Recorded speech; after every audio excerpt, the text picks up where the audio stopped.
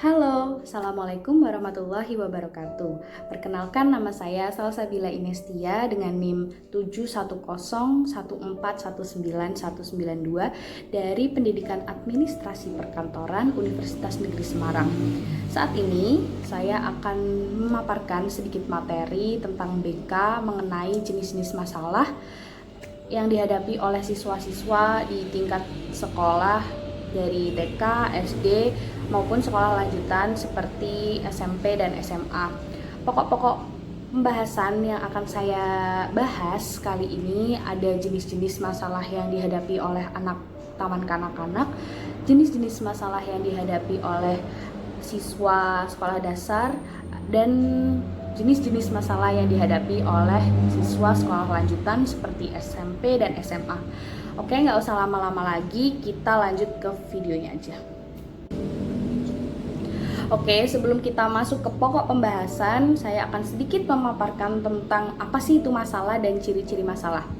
Oke, dalam perkembangan dan proses kehidupannya, manusia sangat mungkin menemui berbagai permasalahan. Masalah yang tidak segera diselesaikan atau dipecahkan dapat mengganggu kehidupan baik diri sendiri maupun orang lain. Jadi pada dasarnya masalah adalah ketidaksesuaian antara harapan dengan kenyataan. Ada yang melihat sebagai tidak terpenuhinya kebutuhan seseorang, ada pula yang mengartikannya sebagai suatu hal yang tidak mengenakan. Selanjutnya yaitu ciri-ciri masalah. Di sini ada 4 ciri-ciri masalah.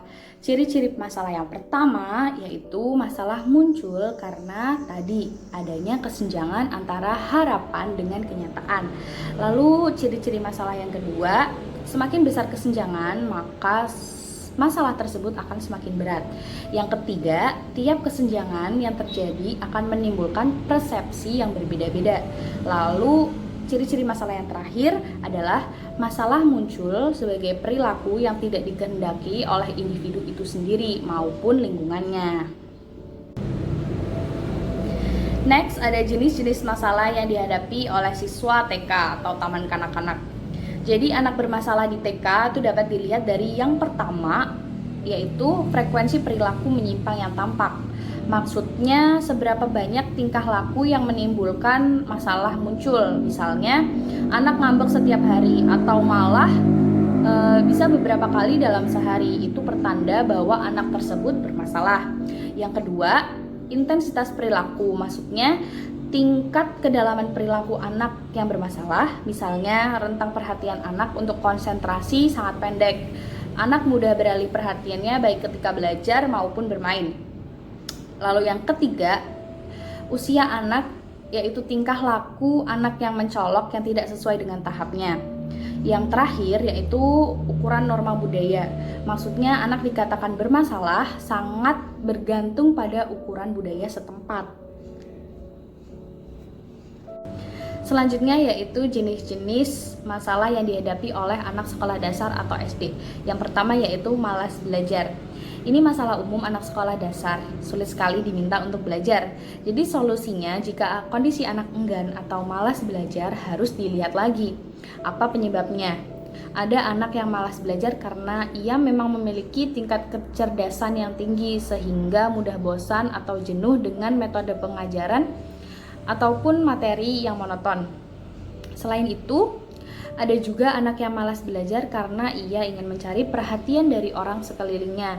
Misalnya dia ada masalah di rumahnya atau orang tuanya sedang ada masalah. Hal ini dapat mempengaruhi anak ketika belajar di sekolah. Masalah yang dihadapi oleh anak SD selanjutnya yaitu suka melakukan bullying kepada siswa lain. Masalah ini dialami sebagian anak yang cenderung memiliki kemampuan atau kekuasaan lebih. Solusinya, untuk masalah bullying merupakan masalah yang pelik dan dihadapi semua sekolah di mana saja. Pada umumnya bullying ini dilakukan oleh pihak yang merasa memiliki kekuatan lebih dan menekan anak yang dilihatnya lemah. Untuk mengatasi hal ini dan juga mencegahnya tidak terjadi, perbanyak kegiatan yang melibatkan lintas usia atau kelas, misalnya dengan mentoring atau kegiatan kelompok yang mengharuskan semua anak untuk terlibat, memberikan pelatihan tentang bullying dan bagaimana mengatasinya. Misalnya, saat ada teman yang dibully, teman yang lain diajarkan harus berani menyampaikan atau melapor kepada guru. Oke, selanjutnya jenis-jenis masalah yang dihadapi oleh siswa sekolah lanjutan baik SMP maupun SMA.